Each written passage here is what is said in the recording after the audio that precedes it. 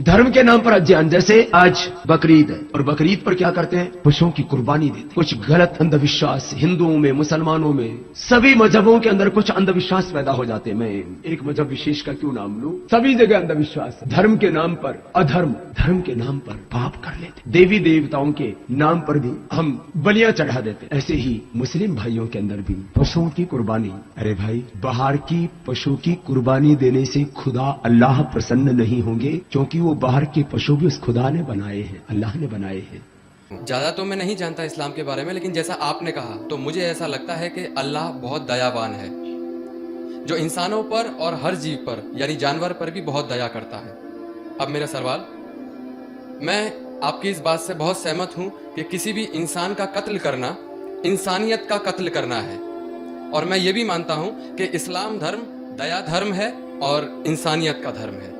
आपने कहा किसी भी इंसान का कत्ल करना इंसानियत का कत्ल करना है। क्या किसी जीव, किसी जानवर का कत्ल करना कहीं किसी मायने में दया और इंसानियत का कत्ल करना तो नहीं है? भाई साहब ने बहुत अच्छा सवाल किया कि इंसान का कत्ल करना इंसानियत की कत्ल करने के बराबर है, लेकिन क्या कोई जानवर का कत्ल करना इंसानियत की कत्ल करने के बराबर है क्या नहीं?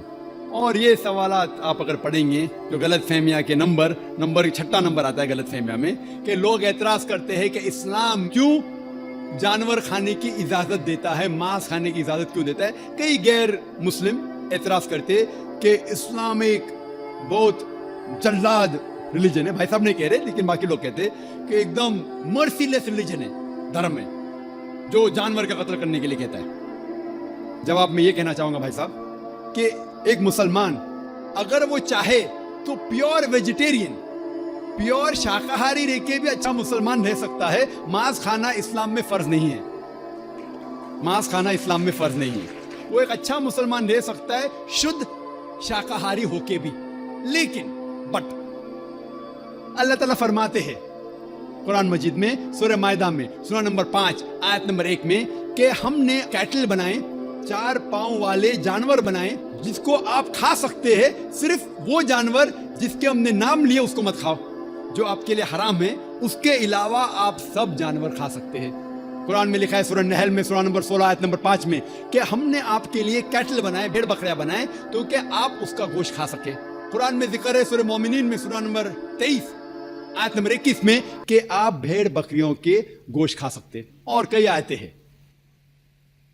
हम पहले ये जान ले कि मेडिकल साइंस आज ये कहती है कि इंसान के जिस्म में हमको अमाइनो एसिड की जरूरत है, 22 अमाइनो एसिड की जरूरत है। इसमें से 8 अमाइनो एसिड्स जिस्म में पैदा नहीं होते, बाहर के खाने से लेना लाजिम है।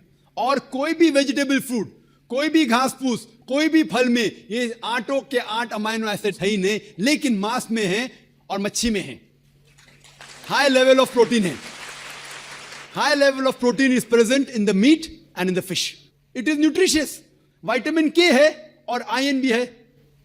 अगर आप देखेंगे, अगर आप तहकीक करेंगे कि जो जानवर जो सिर्फ घास फूस खाते हैं, मिसाल के तौर पे गाय, भेड़, बकरी, उनके दांत को आप देखेंगे, उनके दांत चपटे हैं, हर्बीवोरस सेट ऑफ टीथ। वो सिर्फ घास खा सकते, मांस खा ही नहीं सकते।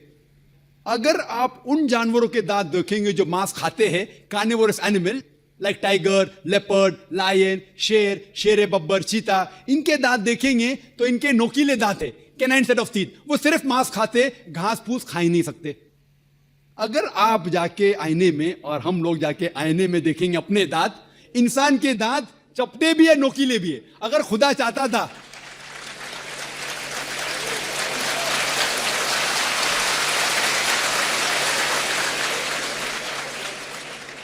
अगर खुदा की ये इच्छा थी कि इंसान सिर्फ घास फूस खाए, तो ये नोकीले दांत कैनाइन टीथ क्यों दिए? तो मैं डॉक्टर हूं, मांस खाने के लिए। डाइजेस्टिव सिस्टम जो है हर्बीवोरस एनिमल का, गाय बकरी का डाइजेस्टिव सिस्टम, वो सिर्फ घास फूस डाइजेस्ट कर सकता है, हजम कर सकता है, गोश्त को हजम कर ही नहीं सकता है। आप अगर शेर, चीता, शेर बब्बर का डाइजेस्टिव सिस्टम देखेंगे, वो घास फूस हजम कर ही नहीं सकता है, सिर्फ गोश्त हजम कर सकता है। हम इंसानों का डाइजेस्टिव सिस्टम अल्लाह सुब्हानहू व तआला ने इस तरीके से बनाया कि घास फूस भी हजम कर सकता है, गोश्त भी। तो हम घास फूस भी खा सकते हैं, गोश्त भी खा सकते हैं। और आप देखेंगे कि बहुत से लोगों को गलत फहमी है कि हिंदू मजहब में, हिंदू धर्म में गोश्त खाना हराम है। यह बिल्कुल गलत फहमी है। अगर आप पढ़ेंगे हिंदू धर्म की किताब पढ़ेंगे, मनुस्मृति अध्याय नंबर 5 श्लोका नंबर 30, उसमें लिखा हुआ है कि भगवान ने, खुदा ने कुछ जानवर को खाने के लिए बनाया है और कुछ जानवर को खा जाने के लिए। Some animals he has created to eat and some to be eaten। कुछ खाने के लिए और कुछ खा जाने के लिए। अगर आप उन जानवरों को खाते हैं जो खुदा ने खाने के लिए बनाया है तो आप कोई गुनाह नहीं करते। मनुस्मृति अध्याय 5 श्लोक नंबर 30। आगे आप पढ़ेंगे मनुस्मृति अध्याय 5 श्लोक नंबर 31 में लिखा हुआ है कि अगर आप जानवर का कत्ल करते हैं पूजा के लिए तो आप कोई गुनाह नहीं कर रहे। आगे पढ़ेंगे मनुस्मृति अध्याय नंबर 5 श्लोका नंबर 39 और 40, उसमें लिखा हुआ है कि खुदा ने सैक्रिफिस्ड एनिमल बनाया है, मतलब खुसूसन कुछ जानवर बनाया है तो कि सैक्रिफाइस की जाए और उसको खा सके। अगर आप उस जानवर का कत्ल करते हैं सैक्रिफाइस के लिए और खाते हैं जो अल्लाह ताला ने, भगवान ने बनाया है, तो आप कोई गुनाह नहीं करते। ऋग्वेद में है कि आप खा सकते हैं। ऋग्वेद में यह भी लिखा है कि आप भैंस खा सकते हैं, आप गाय खा सकते हैं। कितने श्लोक के मैं हवाला दे सकता हूं। अगर आप पढ़ेंगे महाभारत, देखो ऋग्वेद तो बहुत कम हिंदू लोग ने पढ़ा है, लेकिन महाभारत तो आप जानते होंगे, सुना होगा। महाभारत पढ़ेंगे अनुशासन पर्व चैप्टर नंबर 88, उसमें जो पांडव के सबसे बड़े भाई युधिष्ठिर, वो भीष्म से कहते हैं कि हम यज्ञ में, पूजा में क्या चीज देना चाहिए ताकि हमारे बाप दादा, हमारे पुरखों को सहूलत हो, आराम मिले, उन्हें पीस, अमन मिले, दे विल बी सेटिस्फाइड। तो भीष्म कहते हैं कि यज्ञ में, पूजा में अगर आप वेजिटेबल्स देंगे, घास फूस, फल, चावल देंगे तो हमारे बाप दादा, हमारे पुरखों 1 महीने तक संतुष्ट रहेंगे। कितने महीने तक? 1 महीने तक। अगर आप मच्छी देंगे तो 2 महीना, अगर गोश्त देंगे तो 3 महीना, खरगोश देंगे तो 4 महीना, बकरी देंगे तो 5 महीना, सूअर देंगे तो 6 महीना, अगर परिंदा देंगे तो 7 महीना, हिरन देंगे तो 8 महीना। ये कंटिन्यू होता है, मेन्यू होता है ना, होटल का मेन्यू, उस तरीके से कंटिन्यू होता है। और आगे लिखा गया है अगर आप भैंस देंगे तो 11 महीना, अगर गाय देंगे तो पूरे 1 साल। कौन कहता है? भीष्म कह रहा है युधिष्ठिर से। महाभारत अनुशासन पर्व चैप्टर नंबर 88, मैं हवाला दे रहा हूं। आप ये नहीं कहना चाहिए जाकिर भाई कुछ भी कह रहा है दिमाग से, मैं हवाला दे रहा हूं, ये आपके किताबों में लिखा हुआ है। उसके आगे लिखा हुआ है कि अगर आप राइनोसेरस देंगे, राइनोसेरस, तो हमेशा के लिए संतुष्ट रहेंगे। ऐसे कई चीजें हैं। वजह क्या थी कि हिंदू लोग शाकाहारी बन गए, कई हिंदू लोग। इसकी वजह यह है कि कई हिंदू लोग अहिंसा की तरफ जा रहे थे, वो बाकी मजाहिब से मुतासिर होके। मिसाल के तौर पे जैनिज्म में है कि आपको जानवर नहीं खाना चाहिए, और अगर उनसे पूछेंगे क्यों नहीं खाना चाहिए तो वो कहते किसी भी जीव की हत्या करना गलत है। और भाई साहब भी मुंडी हिला रहे, मैं भी इसको मानता हूं। अगर कोई भी इंसान बिना किसी जीव की हत्या किए जी सकता है तो मैं नंबर 1 हूंगा, number 1। Doctor Zakir Naik number 1 होंगे, क्योंकि मैं डॉक्टर हूं, मैं जानता हूं। लोग कहते हैं कि जानवर को खाना मतलब जीव की हत्या करना। ये पहले जमाने के अंदर जब साइंस टेक्नोलॉजी नहीं बढ़ चुकी थी तो उस टाइम लोग शायद इसे मानते थे। आज साइंस टेक्नोलॉजी बढ़ चुकी है, हम जानते हैं कि इवन जो प्लांट्स है, जो फल है और जो पौधे हैं, उनके पास भी जान है। तो आपकी लॉजिक फेल हो गई। अभी जब हमें यह पता चला कि पेड़, पौधे और फल की भी जान है तो लॉजिक में जरा तब्दीली आ गई। अभी लोग कहते हैं हमें पता है कि पेड़ पौधे की जान है, लेकिन पेड़ पौधे को दर्द का एहसास नहीं होता। ठीक है भाई, ये पहले की बात है। आज साइंस बढ़ चुकी है, हम जानते हैं कि पेड़ पौधे को भी दर्द होता है। वो हंस भी सकते, वो रो भी सकते, उनको भी दर्द होता है। लेकिन ये अलग बात है कि वो जब चिल्लाते हैं उनकी चीख हमारे कानों तक सुनाई नहीं देती, क्योंकि इंसान सिर्फ 20 साइकिल से लेके 20,000 साइकिल पर सेकंड तक सुन सकता है। इसके ऊपर, इसके नीचे इंसान सुन नहीं सकता।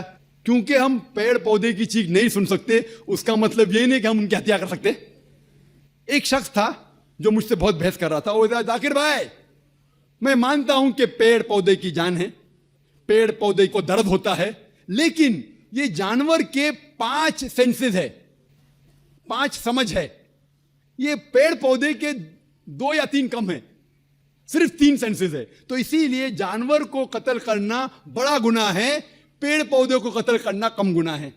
तो मैंने कहा कि मिसाल के तौर पे बहस के लिए मान लो आप सही है, फॉर सेक ऑफ आर्ग्यूमेंट, बहस के तौर पे मान लो आप सही है, तो मैंने उनसे कहा आपका अगर भाई पैदा होता है गूंगा और बहरा, 2 सेंसेस लेस, ना वो सुन सकता है ना बोल सकता है, उसके बाद अगर वो बड़ा होने के बाद कोई आके उसका कत्ल करता है तो आप जाके जज से कहेंगे मी लॉर्ड कातिल को कम सजा दो क्योंकि मेरे भाई के 2 सेंसेस कम थे।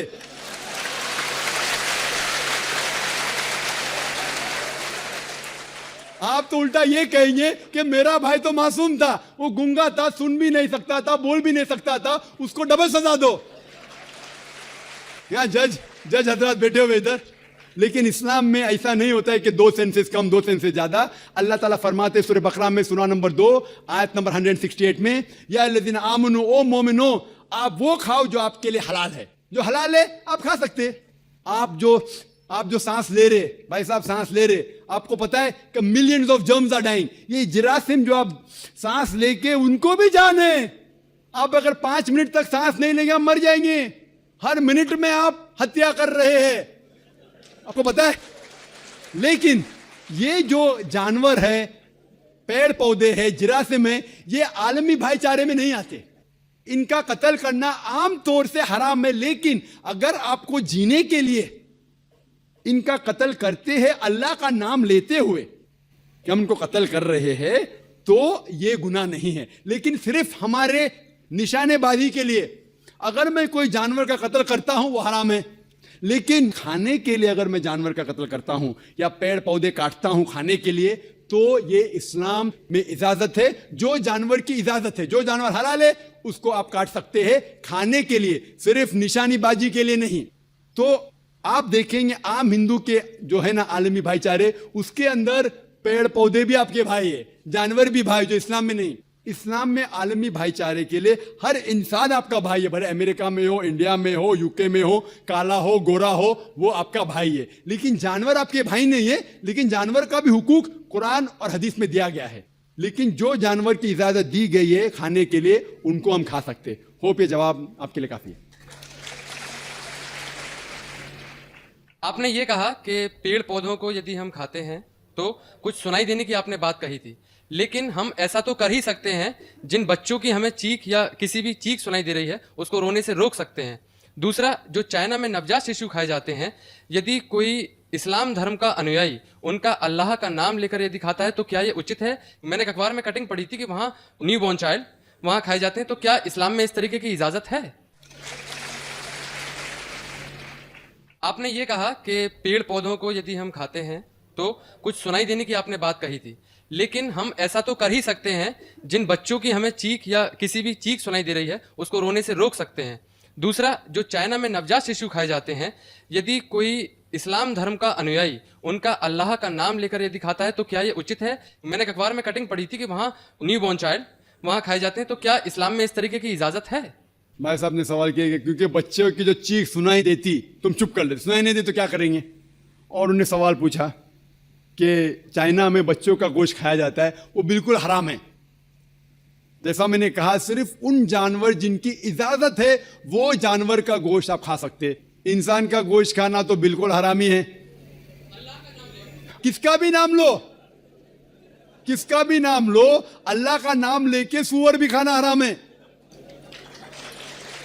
जो जानवर की इजाजत है वो ही जानवर खा सकते हैं, और कोई भी जानवर ने, भले आप अल्लाह का नाम लो या ना लो, अल्लाह ने जब इजाजत दी नहीं तो नाम लेके क्या फायदा। और आपका जो पहला सवाल था कि बच्चों की चीख सुनाई देती तो चुप करते हैं, नहीं सुनाई दी तो क्या करेंगे? अगर बच्चा गूंगा है तो क्या करेंगे? आप उसको दूध नहीं देंगे?